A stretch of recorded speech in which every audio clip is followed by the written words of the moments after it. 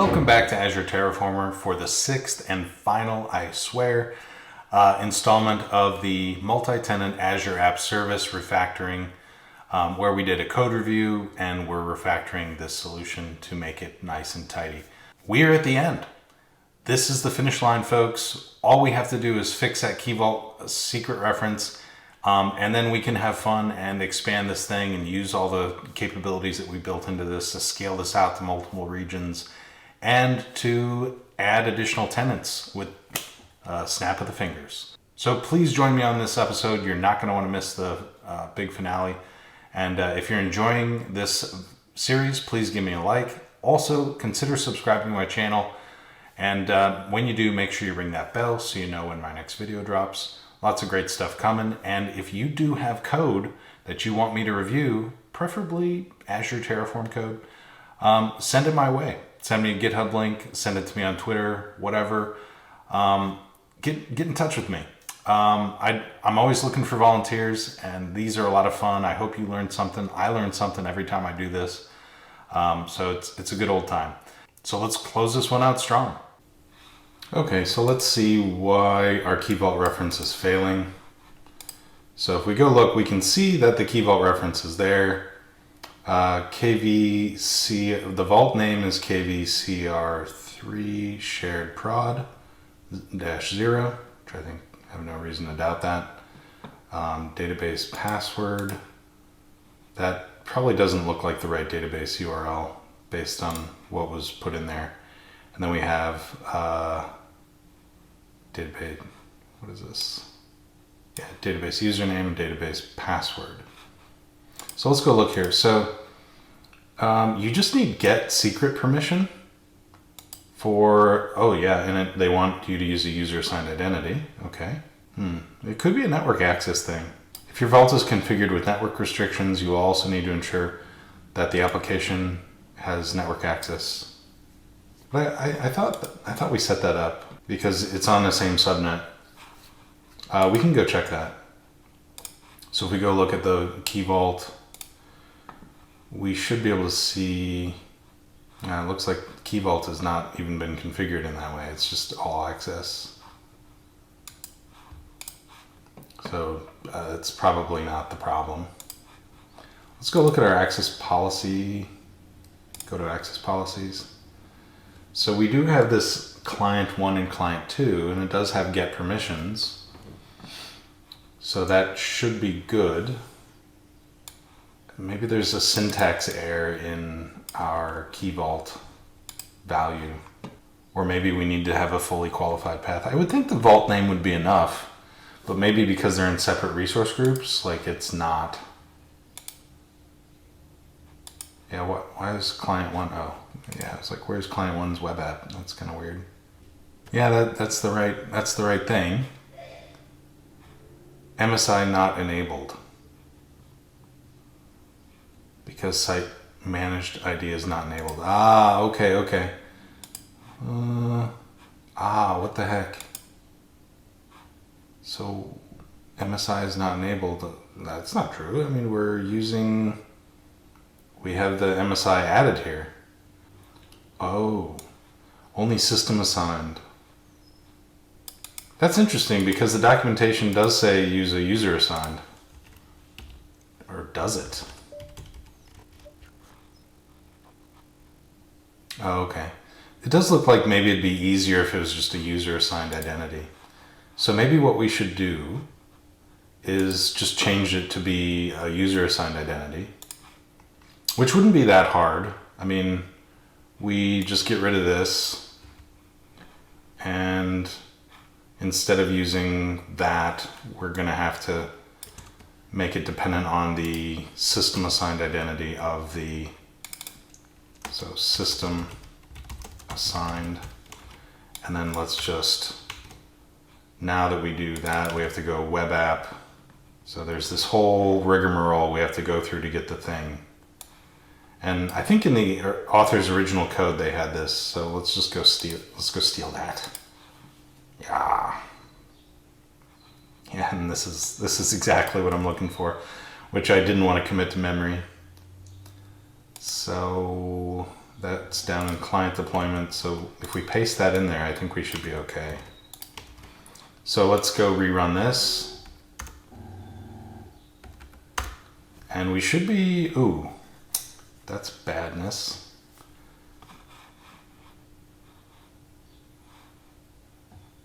Oh yeah, we don't have that anymore. So we're gonna need the client config, which I think is in main. Yeah.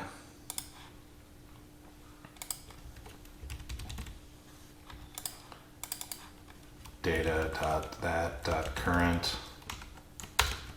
There we go. So let's run this. What's going on here?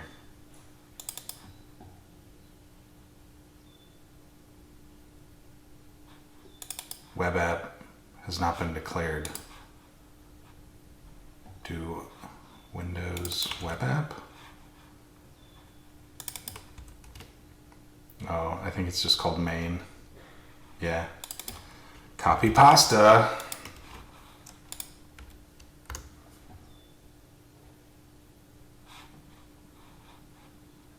Ooh, I think we have a dependency here. So the module, client deployment, key vault access policy depends on. So, oh yeah. So I got to get rid of my depends on clause and just let Terraform handle it from there. Otherwise I had a circular reference that it was a self-imposed circular reference. Object ID. So let's try that.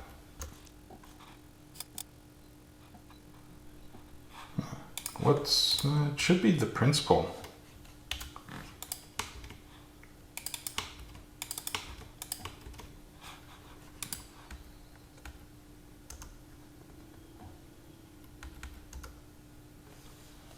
We might have a little bit of a dirty state thing going on here where it's trying to change it to the identity block, but that identity value is not set.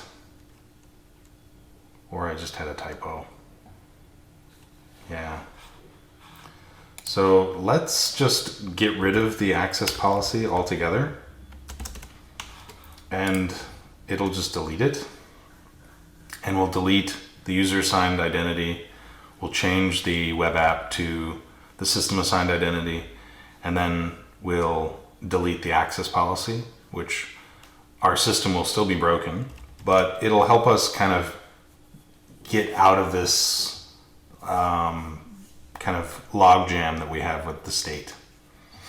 Because I think what's happening is there's a bug in trying to transition from the user assigned identity, which we have a GUID because it's been provisioned, to a system assigned identity, which we don't have anything for. Okay, so we have provisioned the update. Let's go check it out. We got rid of the identity, the managed identity. System assigned is still set to off. That's kind of strange. That should be enabled.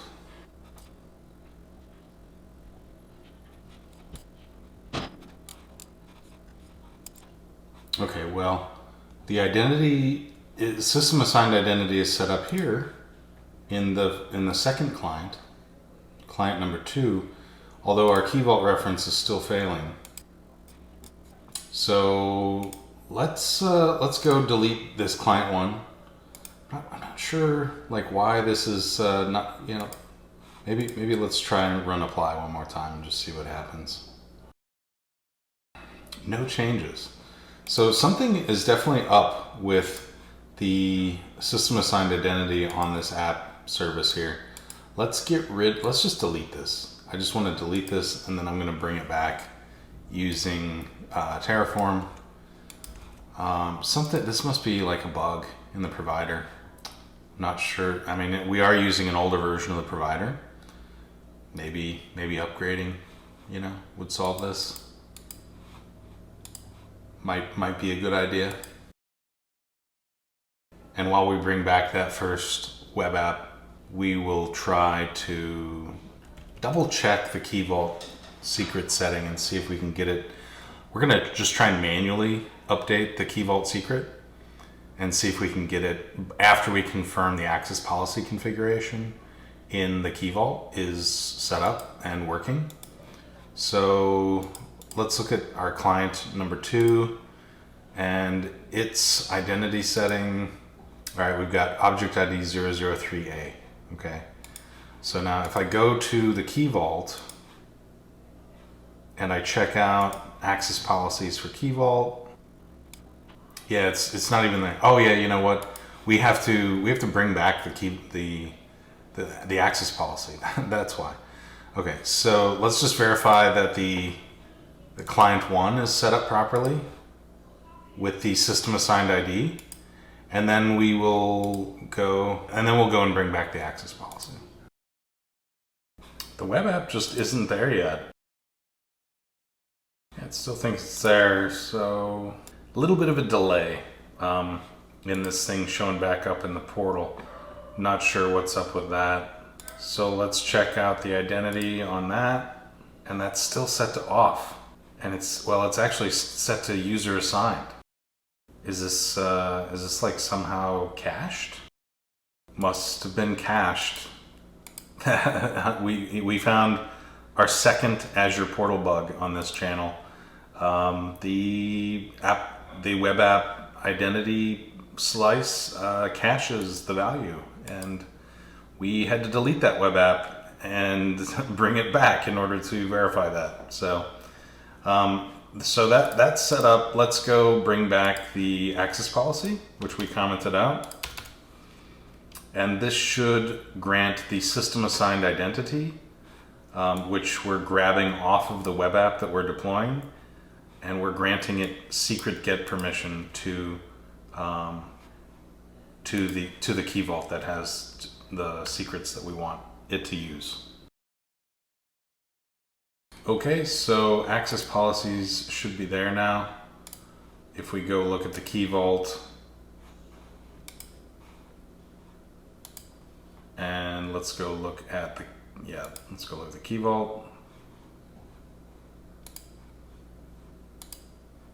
And we have both of our applications with secret get.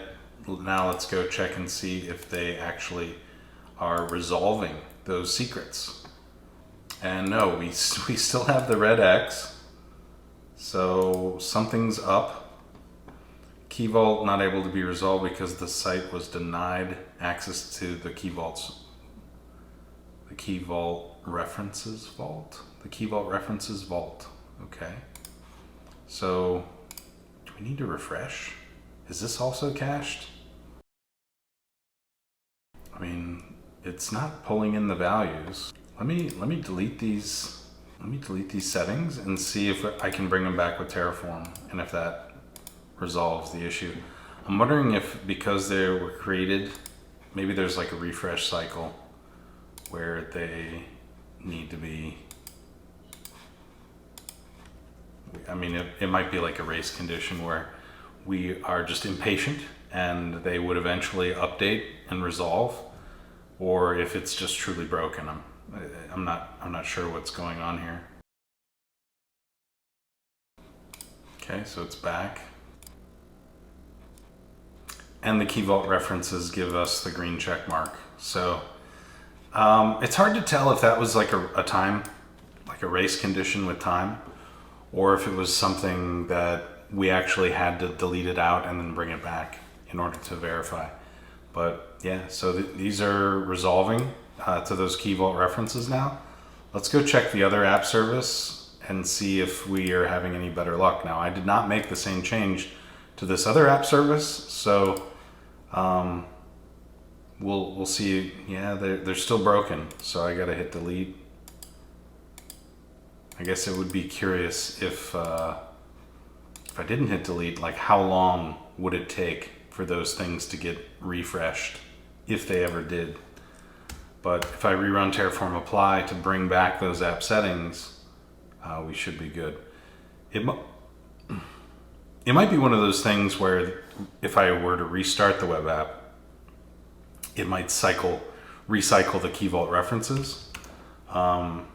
If you have any ideas of like why the Key Vault references aren't getting recycled, let me know. I'd like put it in the comments below. I'm curious if anybody in the audience knows if there's a recycle period or something like that to tickle those app settings to get updated. I would think that this would be the case, but you can't expect it to just be there permanently.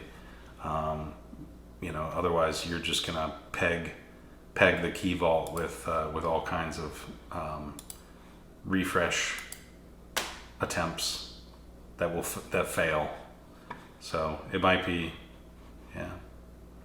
they just need to get created after the Key Vault access policy has been granted. So anyway, so there we go. So we have restructured our client infrastructure. I think I like this more. Now there are some trade-offs here, right? We have a root module for shared infra. We have a root module for client infra. This is the same, largely, architectural approach. The big difference, though, is that instead of having an individual root module for each client, we have a single shared root module for all the clients. And then we have a list of clients that we set up, and we tell those clients what region we want to go to. Now, this is really cool because, as I said earlier, like we can very quickly add clients and manage our clients much in a much more simple way. Let me just go ahead and add a new region for the shared infrastructure, and we're going to have a little fun with this. So I'm going to put this in 10.12 and we'll call this West US. And now I'm going to go back to shared infra, and we're going to run Terraform apply and and we're going to basically create a West US shared infra.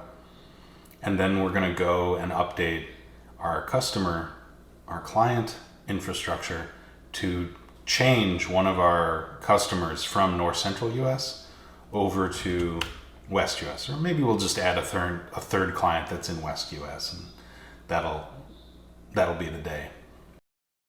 A few moments later. So I think we have a little bit of a first time apply problem here, where the Key Vault secret is we can't create the secrets because we don't have access to it. And I thought that just having the Key Vault access policy in the module would be enough. But I think what we need to do is we need to make a slight little tweak to the outputs. And rather than use the Key Vault ID, like the ID off the Key Vault, we need to use the access policy of the Terraform user. And then we need to use the Key Vault ID from that. Let's just verify. Yeah, there we go. Key Vault ID. And this this should actually solve that first time apply issue, because now when Terraform does its plan, it will recognize that there is a dependency between this ID value that gets piped into the secrets. If you recall, when we create the secrets in the module, let's find that. We are using the ID from the module, from the Key Vault module. That ID value was coming from the Key Vault resource. But I think what was happening is Terraform's like really, really greedy, right? And Terraform basically says, oh, okay, the entire module is not done, but the Key Vault resource that pipes that ID to the output is done. However, I think we could kind of force this if we say, all right, rather than outputting the ID from the Key Vault, let's output the ID from the access policy, the Key Vault ID from the access policy. So in the outputs here, you can see this is still the same value as the Key Vault ID. It's literally the resource ID for the Key Vault, but the object or the resource I'm grabbing it from is actually this thing. This seems like it's a little hacky, but this seems like a way that should work for us. Let me try that using a new region. Well, first of all, let's just finish up applying for US West. And then we'll add a third region, US East, and we'll see if this first time apply failure goes away. And if the first time apply failure, see, these are just the secrets that we wanted to create that didn't get created because of the dependency issue on the access policy. So with that change to where I'm piping in the key vault ID as the output for that module, I think that should get rid of this first time apply failure. So the keys are done. Let's go add another region, and we're just going to continue on our merry way. This is going to be lucky number 13. We're going to make this East US, and we are going to redeploy this thing. And this might take a little minute, but hopefully we'll be able to see a nice clean deployment for our first time apply.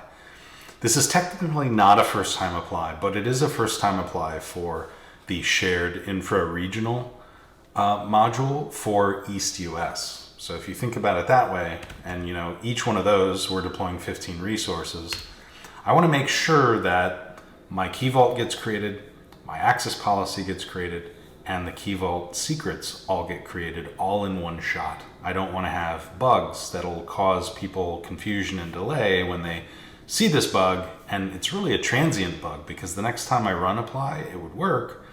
I want to eliminate as many of those transient, like first time apply failures, so that when I pass off my infrastructure as code to somebody, I hand them the keys, they turn the keys, the ignition starts, and everything's good and golden. So we're trying to set that up right now. So we can see the key vault's going right now. Now this may be a situation where there is a time delay where the access policy's not effective, and because Terraform's so quick in we have access, the access policy is done, let's go jam this thing in there. Oh, the key vault is done, we have access, let's go create these secrets. This may actually be a situation where Terraform needs to be put on pause a little bit, and we have to wait for this access to be granted, which was actually in the original author's code base for the role assignment. Maybe we'll have to do that here with the key vault access policy. We'll see.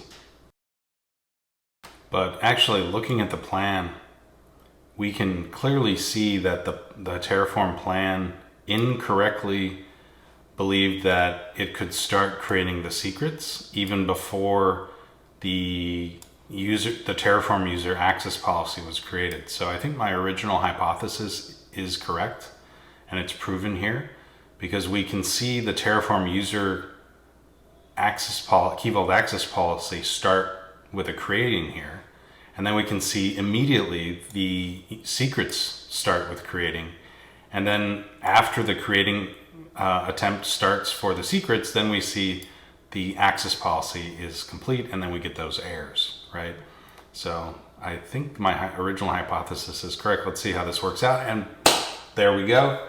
We have added our third region, and if we go back and look at our resource groups in all their glory, we now have 3 region coverage for our shared infrastructure, and I can go over to my client deployment, or my client infrastructure, and I can add a third client here, and we'll just call this client 3 because I'm so creative, and we're going to put them in West US, and this is going to be location. So the location index, I don't feel super great about this, but I think West US is index number 1. So I need to be a little bit tricky here. So let's add a couple of clients. I'm going to add client 3 and client 4, and this is going to be in East US, and this is going to be in location index number 2. Again, this is to overcome the naming convention issues with some of the Azure resources and to make them ridiculously easy to pick. So again, we have this map between North Central and 0, West US and 1, East US and 2. It's not ideal, but it gets the job done, and it's a relatively clean naming convention. So now we've laid down the foundation for our shared infrastructure. Now what we're gonna do is we're gonna roll out 2 new client environments using our multi-tenant infrastructure solution. And look at that, so there's probably 5 resources in each that we're deploying for each tenant. And so now here we go, I just hit yes, and we're gonna roll out a new client that's in our West US shared infrastructure and a new client in our East US infrastructure. And so now we're managing 4 client environments using 1 code base, and literally, like, just to maintain these environments, we have 3 lines of code for each of these that we have to maintain. Everything else is the same, which is what you want. We have cattle, we don't have pets. These client environments are exactly identical. We are using the exact version of the module. Now, some might say, oh, well, you want to have root modules for each tenant because then you can have different versions of the infrastructure for each tenant. Yes, that is a reason why you'd want to do that. But what I'm saying is, from an architecture standpoint, from an operability standpoint, it's a really bad idea. It's going to give you short-term flexibility, but long-term, it's not going to scale well as you ramp your operation beyond 5, 6, 7, 8, 10, 12, 20, 30. Just imagine how many cats you're going to have if your business goes nuts.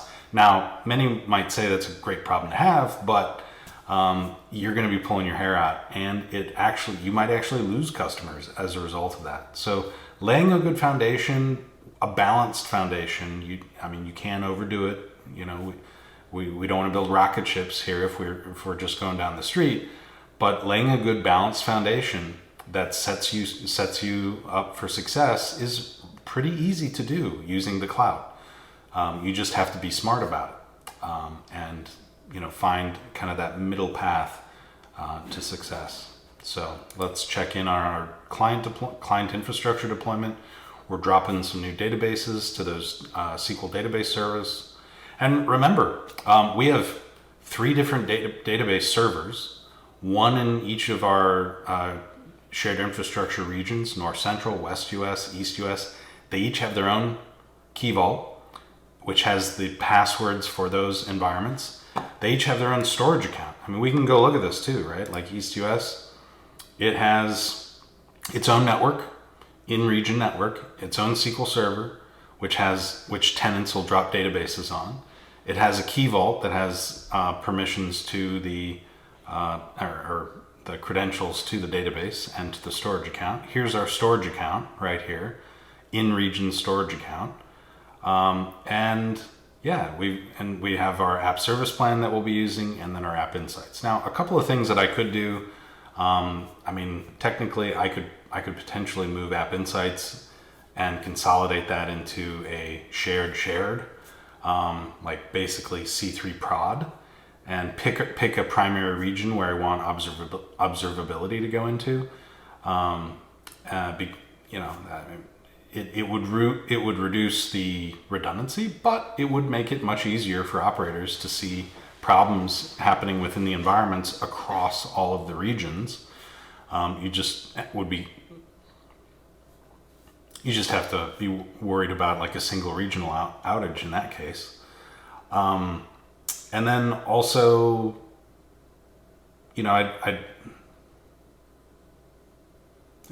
I could probably do the same thing with Key Vault, rationalize that down. But Key Vaults are relatively cheap. I kind of like having them, they're pay as you go, so I kind of like having them in region with each of my deployments, because you really only pay based on the transactions. So Oh, hello, Wally. You want to come up? Oh, just in time. Just in time. You get to approve my code review here and see if it meets your standards. Do you want to say hello? There he is. Hello. Oh yeah, yeah. So did you like doing this code review, Wally? Did you? Okay. Let's go check this out. And let's go look at all of our client environments. And there we go. We got client 1, 2, 3, each in their own resource group, each in the appropriate region. And Wally's pressing buttons on my keyboard. So there we go. Yeah, you like Terraform, don't you, Wally? Don't you? You like Terraform? Mm-hmm. You do. Yes, you do. Yes, you do. Okay. Thank you, sir. Okay. Anyways, well, that was nice. We got a guest visit from Wally the Terraform dog, and yeah, and that should be a wrap, folks. I mean, I feel pretty good about this refactor. We let's go back to the code and let's just wrap this up. We started this with a little bit of a convoluted folder structure. I think we've gotten it a little bit better. It's pretty clear. The root modules are in the root folder. Okay. This clients folder I killed, so that's gone. Like, we can clean that up. So we really just have two root folders here. Let me close up the original code. We got a client infra root module. We got a shared infra root module. And for the most part, we maintained the original author's modularity strategy of using a thin root module. So pretty much we have nothing going on in this root module other than referencing this reusable module that actually deploys all the things. We did add a little bit of metadata in the root module that allows us to scale out across regions in both or in the shared infrastructure and in the client root module, where we're not scaling out by regions, right? We're scaling out by clients, right? So same strategy here. We have the very thin root module, but then we have a single module that deploys all the things, and that module gets deployed for every client that we have. We've added some customization of that to allow us to target customers into different regions. And we've cleaned up some of the input variables a little bit. We cleaned up naming conventions. And a lot of the resource modules have gone by the wayside. Which ones have survived? Are we even using the app service? I don't think, yeah, we're not using the app service module. Let me delete that. Okay. So really the only resource-based module that we kept is Key Vault. And we kept that because I like building in the Terraform access policy, because if you want to use Terraform to create secrets and keys and all that stuff, Terraform's going to need to pwn your Key Vault. And so it makes sense to build that into that module. And that's the only resource module we got. The rest we kind of refactored, and I think cleaned it up quite a bit into something very rational. We have a shared subnet, which really the physical isolation with the tenants, we narrowed that down to the data layer. Basically, the storage accounts, we have isolated containers for client storage data, and the SQL database, we have isolated databases, but we have shared SQL Server infrastructure. The network is now consolidated, so all tenants use the same network. The app service plans, all the same. The observability stack, all the same. So we really consolidated what I think we should consolidate, and we've kept the isolation where it makes sense. And I think this will be a much more maintainable, much cheaper solution to operate. So anyways, I hope you liked this video. This was a long haul. There was a bit of analysis up front. There was a code review, and then there was a refactor where we really went nuts, and we I think flipped the table on this quite a bit. So I hope you enjoyed this. To my friendly internet stranger out there and my Twitter friend, Really appreciate you putting yourself out there and sharing your code and volunteering yourself to participate in these code review sessions. I have a lot of fun. It keeps me on my toes. I love seeing how other people are using Terraform. I learned something. I hope you guys learned something too. Let me know what you liked about what I did in the comments below. Let me know what you didn't like. And if you've got Terraform code, especially Azure Terraform code, this is Azure Terraformer, send it my way. I want to review it, and I want to refactor it and have some fun with it. So again, thanks again. And until next time, this is the Azure Terraformer signing off.